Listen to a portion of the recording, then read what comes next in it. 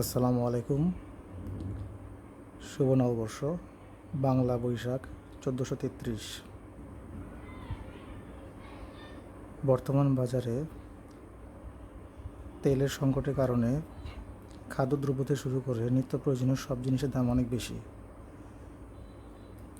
জ্বালানি তেলের দাম কিছুটা বেড়ে গেছে, সেই সাথে গাড়ির দীর্ঘ সিরিয়ালে তেল নিতে দেরি হওয়াতে বিভিন্ন পণ্যের দামও বেড়ে গেছে।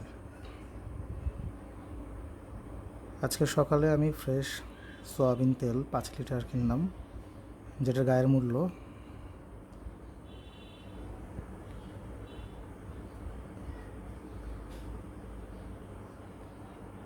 955 টাকা দেখা যাচ্ছে, কিন্তু দোকানদার 970 টাকা করে রাখছে।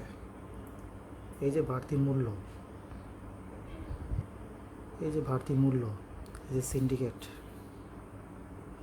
এটা কি আমরা সাধারণ জনগণ বুঝতে পারবো কোথা থেকে নিয়ন্ত্রিত হচ্ছে? আমরা সাধারণ জনগণ সবসময়ই বলির পাঠা। গায়ে রেট থাকবে এক, কিনতে হবে আরেক।